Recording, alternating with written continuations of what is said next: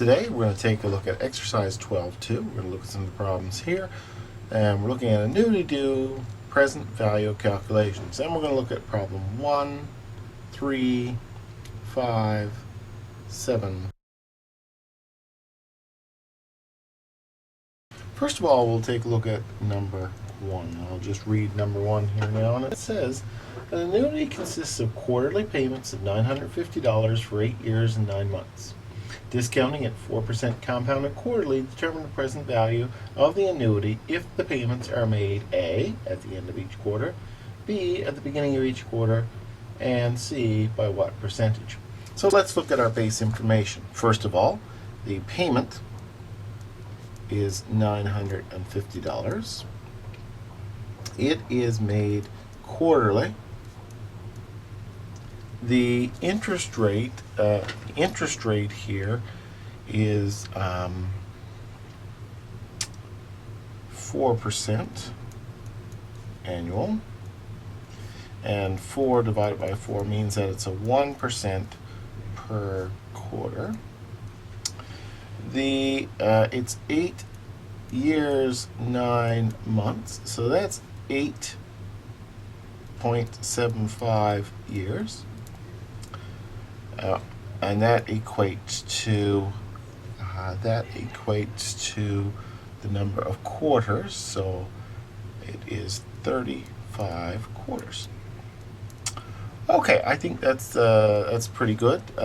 One of the things we need to look at is our compounding periods and our payment periods the same, and in this case, yes, it is. We're doing quarterly payments and we're receiving compounds at a quarter. So in this case, it's a simple annuity, ordinary simple annuity, and the payment is made at the beginning of the period. So in this case, that means it's an annuity due. So first and foremost, with part A, it says, consider if this is made at the end of each month. Okay, and this is in that case, it would be considered a regular annuity. What we need to be able to do is to consider the formula. Present value is the payment, and 1 plus I to the minus n over I. So that would be our basic formula. The payment is 950. 1 plus, and the I, keeping in mind that it's 1%, 0.01, and the minus n is minus 35. There's 35, we determine 35 quarters, over I, 0.01. When we do the math on all that, we run the numbers on that, you will get 27,983.15. This just means that instead of $950 payment every quarter for 8 3/4 years at 1%, you will gladly take 27,983.15 now. In other words, that's the present value now. Now, the part B says, okay, well, what if it was made at the beginning of the month? Okay, beginning of the month. Now, one of the things here, that creates an annuity due. So what we need to be able to do is to consider the annuity due formula. It's the same formula. PMT 1 plus I to the minus n over I. But remember, the annuity due formula adds on this component 1 plus I, recognizing the one period that prepayment was made. So again, this we know PV in this case is 27,000. So all we need to do is PV equals 27,983.15 plus the 1 plus the I, which is 0.01. And that then will equate to, we will get, if we do the math on that, it's $28,217. So essentially, we see a slight difference. The annuity due pays a little bit more. Why is that? Because the $950 payment is made right at day one. So it's worth more. It's the $950 is in our hands first. Now, the part C of the question says, what percentage difference is it between the two? So we can take 28,217, we can divide it by 27,983.15, and you'll get 1.01. That will be the difference. So this, it means it's 100% plus the 1%, so it's a 1% difference, which equates to that extra quarter payment. So that's number one.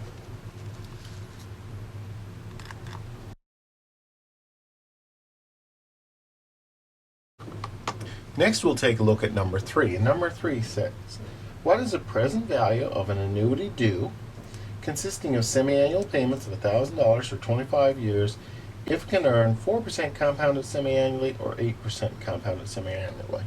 So let's take a look at it. It's present value, so we're looking for the present value of an annuity due. This is an annuity due consisting of semi-annual, in other words, twice a year, payments of $1,000 for 25 years.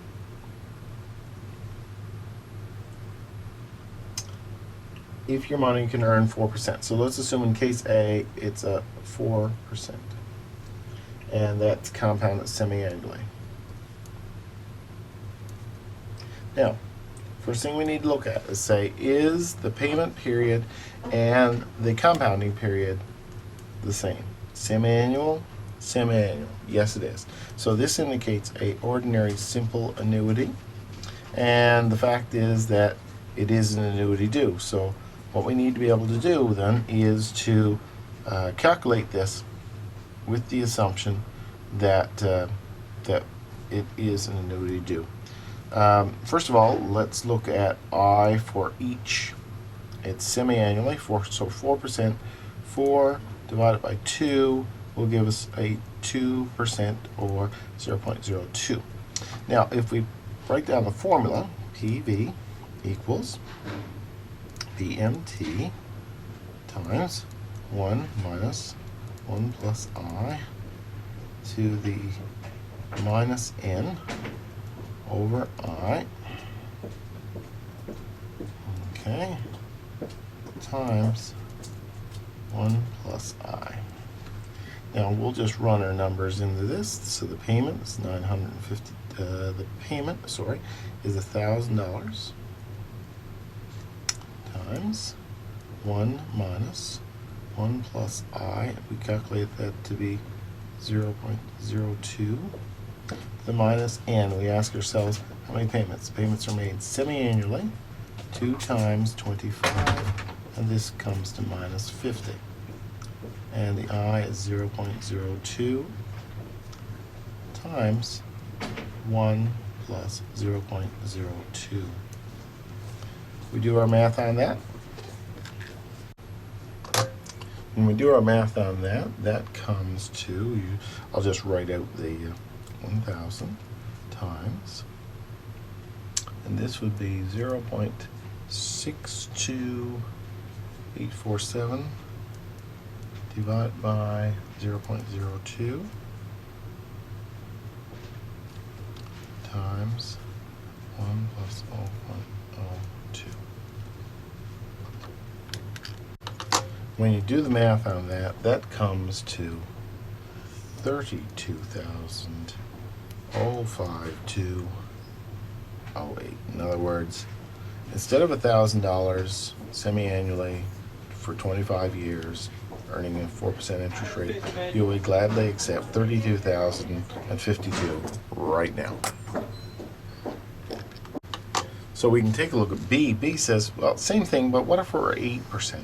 So essentially, what we can do is, I'll just write it out. PV is the payment, 1,000, times 1 minus 1 plus I. Now keep in mind, so it's 8% divided by 2, so that would be 4%, 0.04, do the minus 50. All those other parts are the same.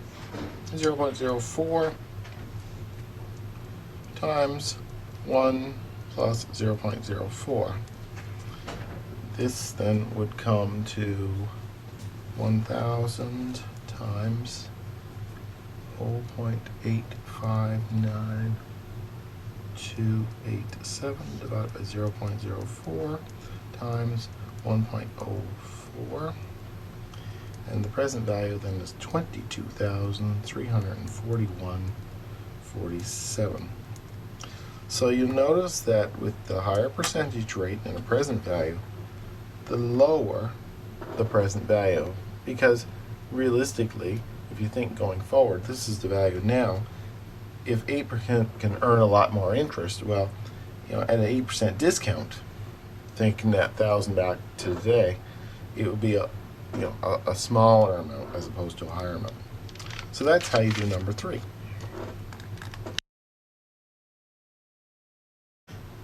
Next, we'll look at number 5. Number 5 says, on the date of its financial statements, a company has 4.5 years remaining on a lease of a truck. The lease requires payments of $3,000 at the beginning of each 6 months. What book value is reported for the lease liability if the company pays 5% compounded monthly on its medium-term debt? So what we got here is the term, in this case, is 4.5 years. The lease requires a payment. The payment is $3,000, and it's paid at the beginning of every 6 months. So this means that there's 2 payments a year, and it's at the beginning of that, so it's an annuity due. And the other thing is here, what book value is reported if the company pays 5% compounded monthly.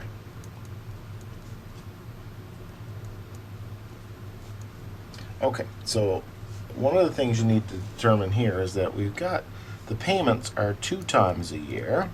The compounds are monthly. Hence, there's a difference between the payments and the compound periods. So this is an ordinary general annuity. So it's a little bit different. We have to use the ordinary general annuity formula. And it's made at the beginning of the year, so it is an annuity due.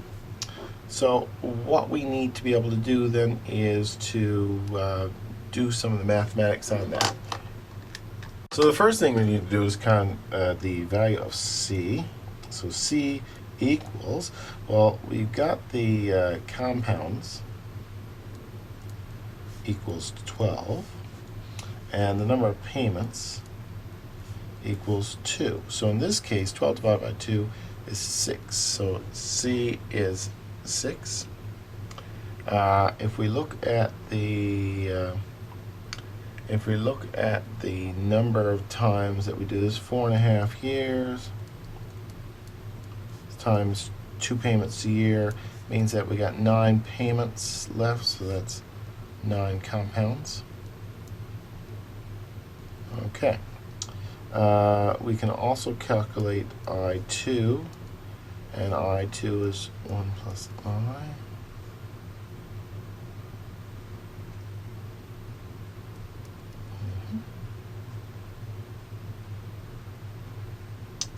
And I2 will come out to 0.02526. So we simply plug that into our present value formula. Is the payment 1 minus 1 plus I to the n over I. I'm going to say that's I2 times 1 plus I2. When we do all that, we plug the numbers into that, we will get the present value to be $24,486.41. So in other words, that's the value of the tractor or the piece of equipment right now.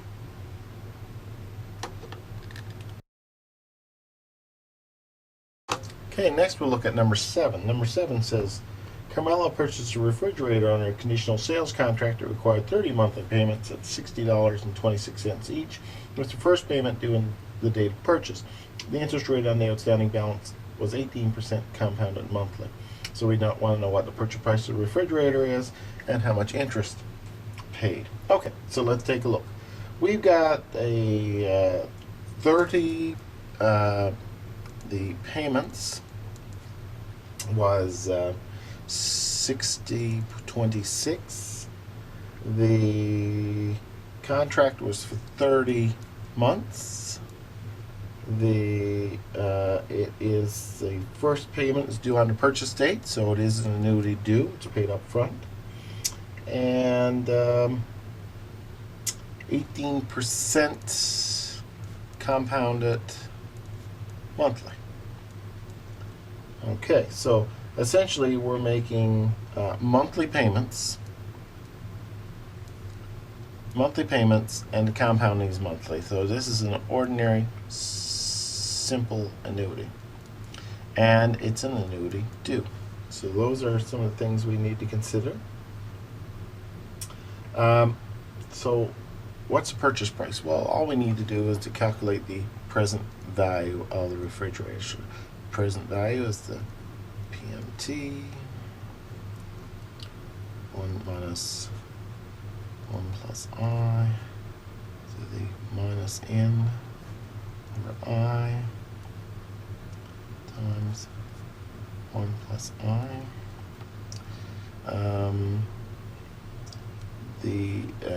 This 18% is compounded monthly, so we take 18 divided by 12, and that's 1.5% per month, or 0.015. So let's run the problem here. Okay, so first of all, I should add that 30 months is the same as 2.5 years. Okay, let's put the numbers in here. The payment is $60.26. The 1 minus 1 plus I is 0.015. To the minus N, we gotta ask how many payments there are. 30. So that's minus 30 over I. And I is 0.015 times 1 plus 0.015.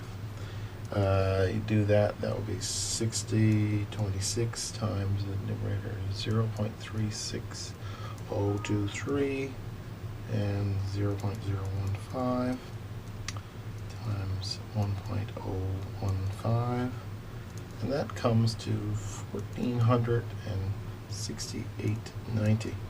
So the question asks, how much is the fridge? $1,468.90.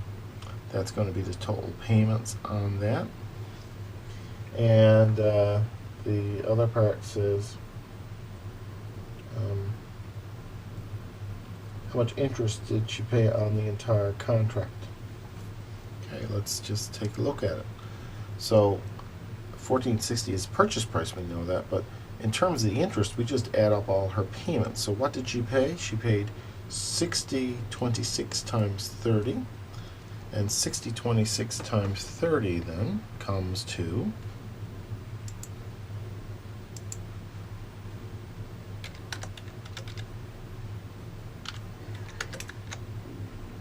$1,807.80.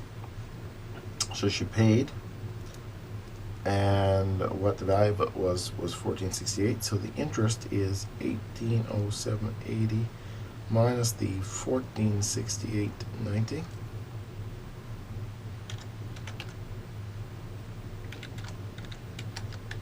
Which is $338.90 interest. That's how you do that. So that's number 7. Let's just see all that now. 1807.80 minus the 1486, 1468.90, 338.90. That's the interest.